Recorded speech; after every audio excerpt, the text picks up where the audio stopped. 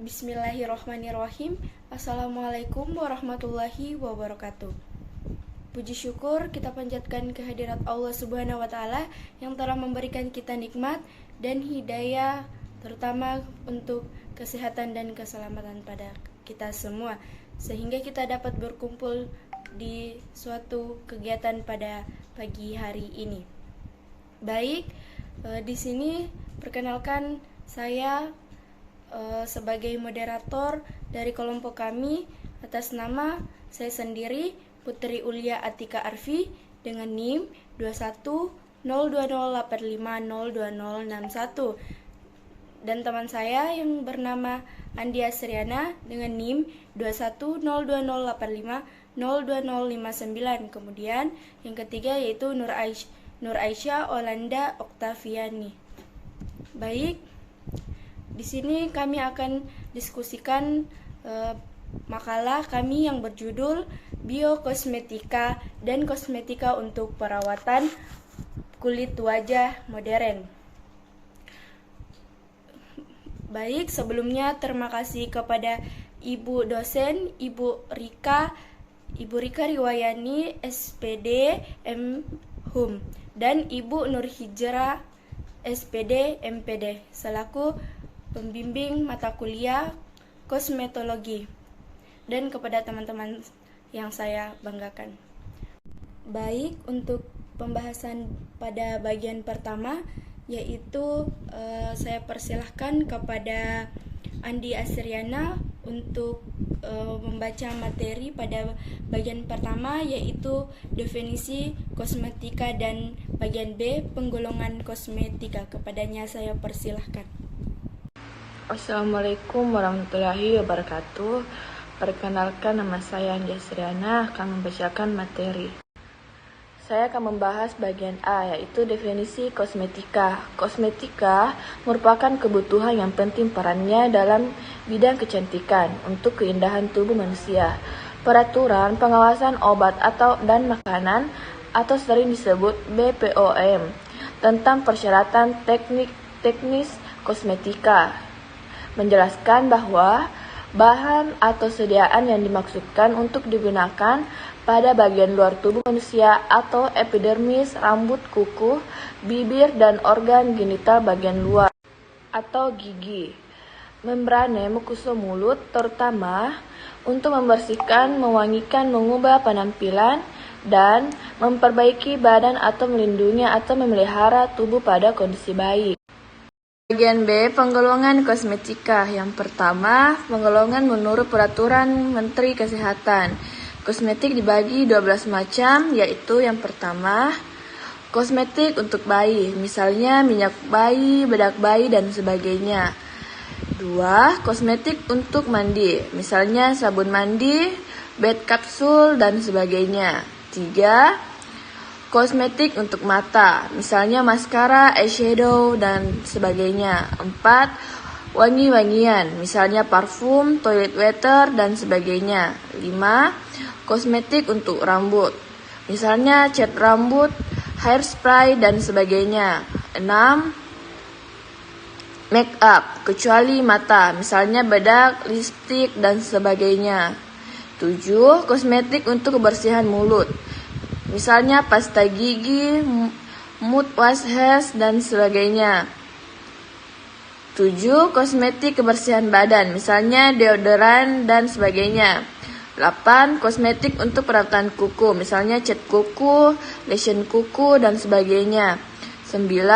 Kosmetik perawatan kulit, misalnya pembersih, pelembab, pelindung, dan sebagainya. 10. Kosmetik untuk cukur, misalnya sabun cukur, dan sebagainya. 11. Kosmetik untuk sunscreen, misalnya sunscreen foundation, dan sebagainya. 2. Penggolongan menurut sifat dan cara pembuatannya. Menurut Tranggono atau dalam Suhartini, sifat dan cara pembuatannya kosmetik dibagi menjadi 2 macam, yaitu yang pertama, kosmetik modern, yaitu kosmetik yang diramu dari bahan kimia dan diolah secara modern. Kedua, kosmetik tradisional, kosmetik yang diramu dari bahan-bahan tradisional dan diolah secara tradisional. Berdasarkan pergolongan kosmetika di atas, dapat disimpulkan bahwa kosmetika dapat digolongkan menjadi 3 golongan, yaitu penggolongan menurut peraturan Menteri Kesehatan, penggolongan menurut sifat dan cara pembuatannya, dan penggolongan menurut kegunaannya bagi kulit. Dasarnya tetaplah sama, yaitu untuk mempercantik dan merawat kulit. Selanjutnya, saya lanjut pada bagian C, yaitu biokosmetika. Biokosmetika adalah produk kosmetik yang terbuat dari 100% bahan alami yang berasal dari tumbuhan, hewan, mikroba, enzim, serangga, dan tanaman organik yang bebas pestisida dan produk kimia serta digunakan untuk topikal kulit, rambut, wajah, dan perawatan mulut. Sebagai besar formulasi kosmetik perawatan kulit konvensional menggunakan bahan-bahan yang berasal dari minyak bumi atau minyak mineral yang berbahaya dan tidak dapat terurai secara hayati. Sebagai besar formulasi kosmetik perawatan kulit dan tidak dapat terurai secara hayati. Kemudian bahan aktif yang diekstasi atau alternatif berbasis bio terbarukan lebih diskusi karena tidak beracun dan dapat terurai secara hayati. Perairan bahan-bahan yang dikarnya tinggi, aman, dan berkelanjutan membuat banyak produksi kosmetik di seluruh dunia mengantisipasi proses untuk memproduksi kosmetik alam dan lebih hijau.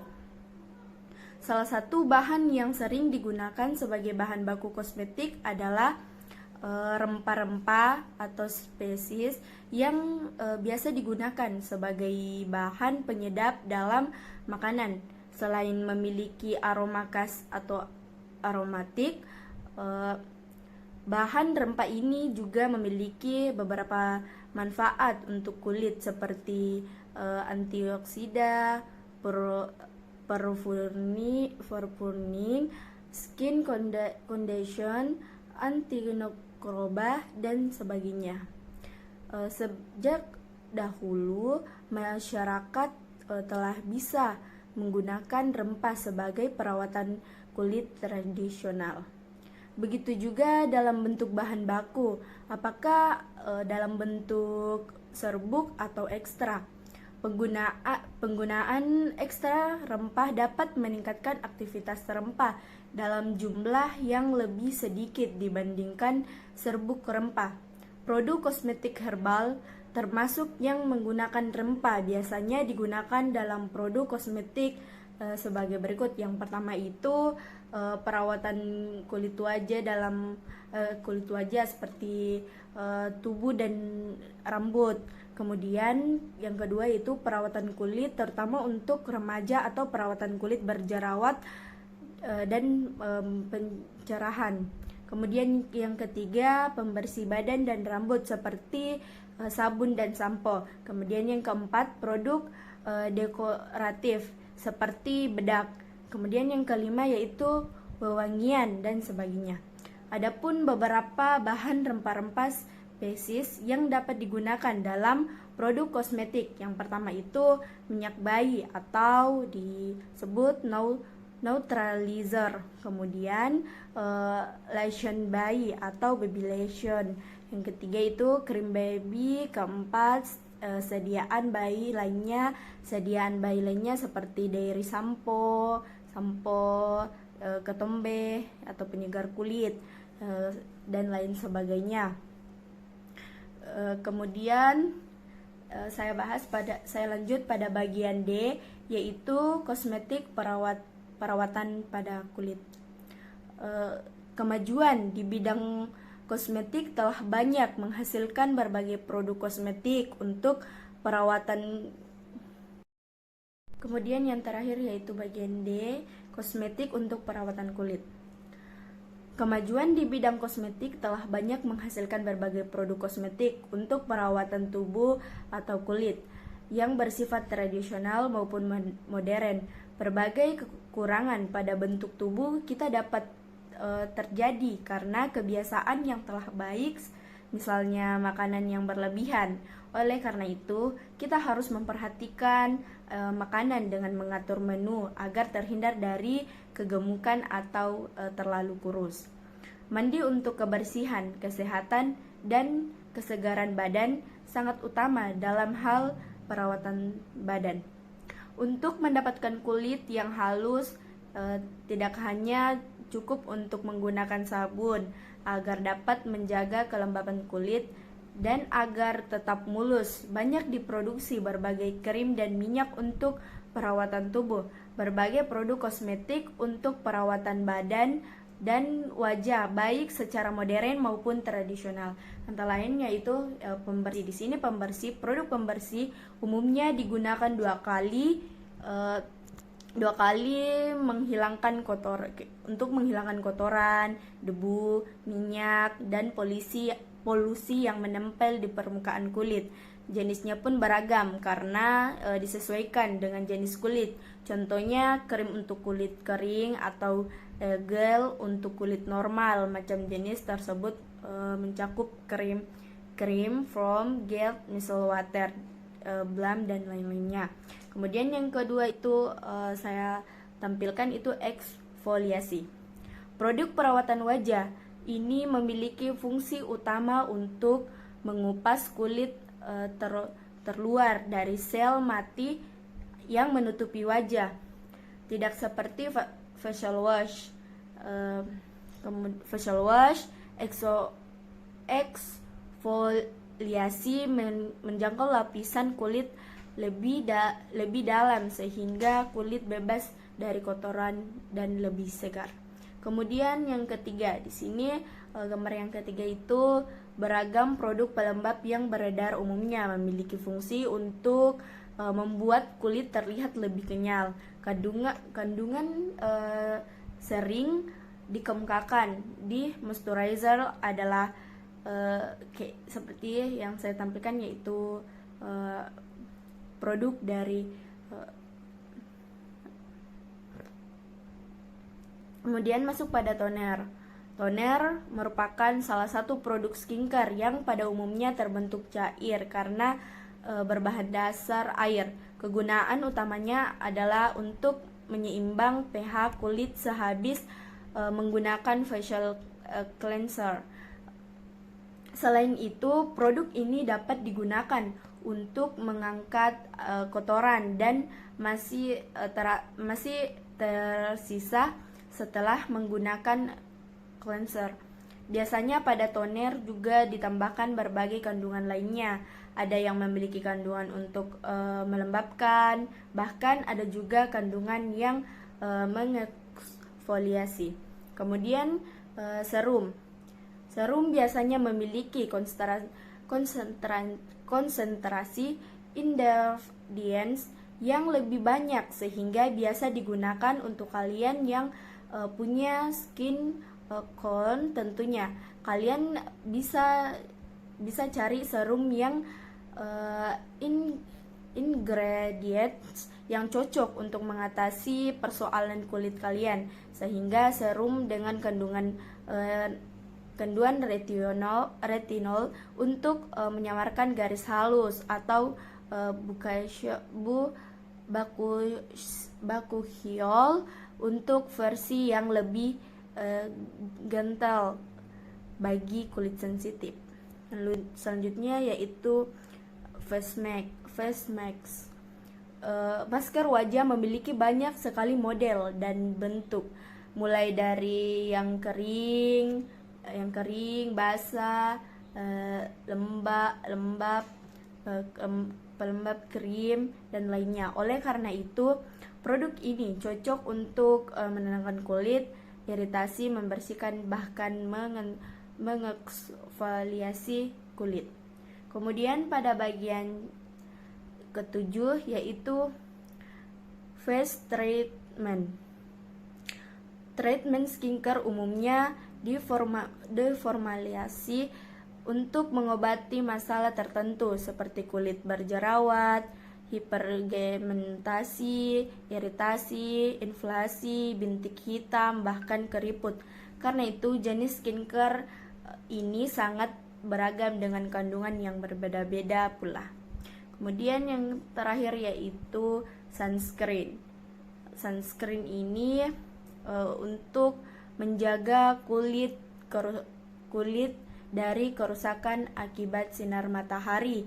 Itulah fungsi utamanya. Karena itu kadar SPF dan kandungannya disesuaikan dengan kondisi dan jenis kulit. Baik, itulah tadi hasil diskusi kelompok 1, kelompok kami. Kemudian saya simpulkan dari pembahasan kami, kosmetik adalah bahan-bahan atau campuran bahan yang digunakan untuk memberikan dampak kecantikan atau kesehatan bagi tubuh, serta menambah daya tarik maupun mengubah rupa penggolongan menurut Peraturan Menteri Kesehatan RI. Kosmetik dibagi dalam 12 macam penggolongan menurut sifat dan cara pembuatannya, terdiri dari modern dan kosmetik tradisional. Biokosmetik adalah produk kosmetik yang terbuat dari 100% bahan alami yang berasal dari tumbuhan, hewan, mikroba, enzim, serangga, dan tanaman organik yang bebas pestisida dan pupuk kimia, serta digunakan untuk topikal kulit, rambut, wajah, dan perawatan mulut. Untuk mendapatkan kulit yang halus, tidak hanya cukup untuk menggunakan sabun agar dapat menjaga kelembapan kulit dan agar tetap mulus. Banyak diproduksi berbagai krim dan minyak untuk perawatan tubuh, berbagai produk kosmetik untuk perawatan badan dan wajah, baik secara modern maupun tradisional, antara lain pembersih, eksfoliasi, pelembab, toner, serum, face mask, face treatment, dan sunscreen. Sekian dari hasil diskusi kami, kurang lebihnya mohon dimaafkan. Assalamualaikum warahmatullahi wabarakatuh.